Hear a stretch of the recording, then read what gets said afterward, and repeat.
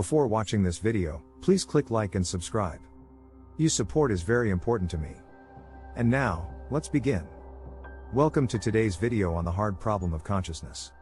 In this video, we will be exploring one of the most challenging and controversial mysteries in science and philosophy, the relationship between consciousness and the physical processes of the brain.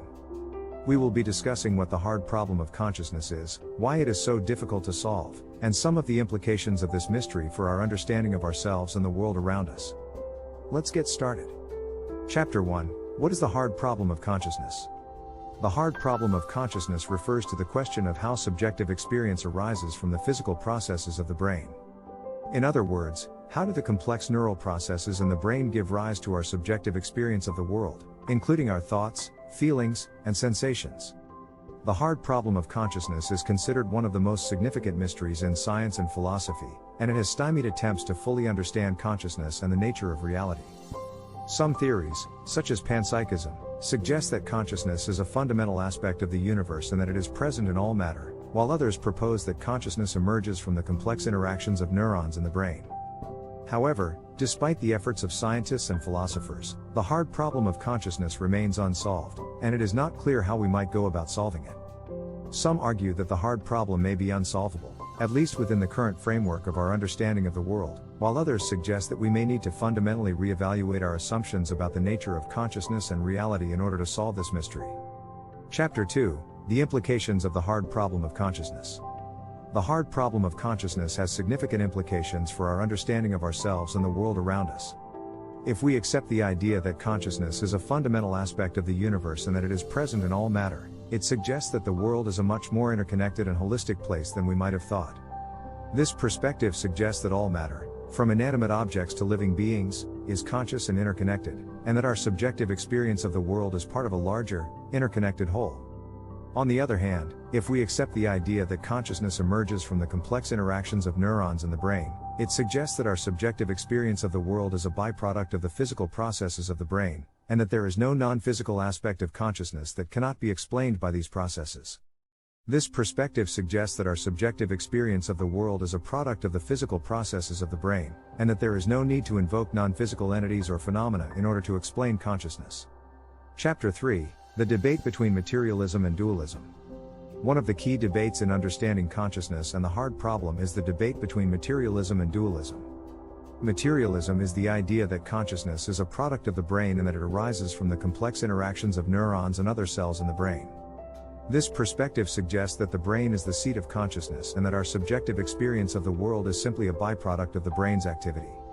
On the other hand, dualism is the idea that consciousness is a separate entity from the brain and that it cannot be explained by the physical processes of the brain alone. This perspective suggests that consciousness may be a non-physical entity that is not subject to the same laws and principles as the physical world. The debate between materialism and dualism has significant implications for our understanding of consciousness and the nature of reality. If we accept the idea that consciousness is a product of the brain, it suggests that our subjective experience of the world can be explained by the physical processes of the brain, and that there is no need to invoke non-physical entities or phenomena in order to explain consciousness. On the other hand, if we accept the idea that consciousness is a separate entity from the brain, it suggests that our subjective experience of the world cannot be explained by the physical processes of the brain alone, and that there may be a non-physical aspect of consciousness that is not subject to the same laws and principles as the physical world.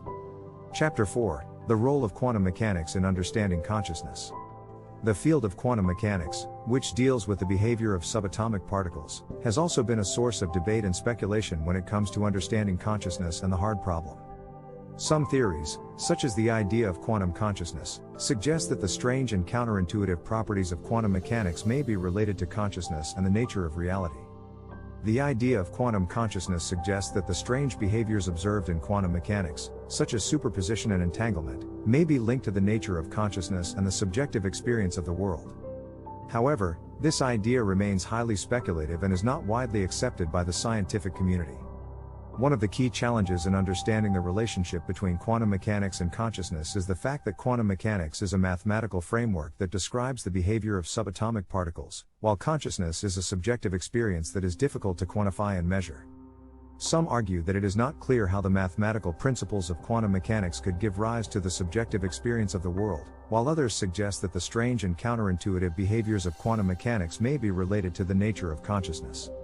Chapter 5: Alternative Approaches to Understanding Consciousness. In addition to the traditional scientific and philosophical approaches to understanding consciousness and the hard problem, there are also alternative approaches that seek to understand consciousness from a different perspective. These approaches often draw on spiritual or mystical traditions and seek to understand consciousness in terms of consciousness itself, rather than in terms of the physical processes of the brain. One example of an alternative approach to understanding consciousness is the idea of non-dual consciousness, which suggests that consciousness is not separate from the universe and that it is not bound by the same laws and principles as the physical world. This perspective suggests that consciousness is a fundamental aspect of the universe and that it is present in all matter, including inanimate objects. While alternative approaches to understanding consciousness may not be supported by mainstream scientific or philosophical theories, they offer a different perspective on the nature of consciousness and the hard problem, and they may provide insights that are not readily apparent within the traditional frameworks of science and philosophy. Chapter 6: The Future of Understanding Consciousness and the Hard Problem. Despite the significant challenges in understanding consciousness and the hard problem, there is still hope that we may be able to make progress in solving this mystery. One possibility is that advances in neuroscience and other fields may allow us to better understand the relationship between the brain and consciousness, and to shed light on the mechanisms that give rise to our subjective experience of the world. Another possibility is that we may need to fundamentally re-evaluate our assumptions about the nature of consciousness and reality in order to make progress in solving the hard problem.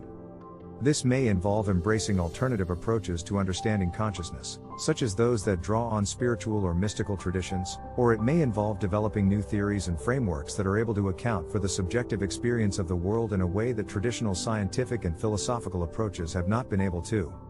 Regardless of the path we take in understanding consciousness and the hard problem, it is clear that this mystery will continue to challenge and intrigue us for years to come. The hard problem of consciousness represents one of the most significant and enduring mysteries in science and philosophy, and it is one that we will continue to grapple with as we seek to understand ourselves and the world around us. Conclusion. In this video, we have explored the hard problem of consciousness and the various theories and approaches that have been proposed to solve this mystery. While the hard problem remains one of the most challenging and controversial mysteries in science and philosophy, examining these theories helps us to better understand ourselves and the world around us and to consider the ways in which our perception of the world may be shaped by our experiences and beliefs. Thank you for watching.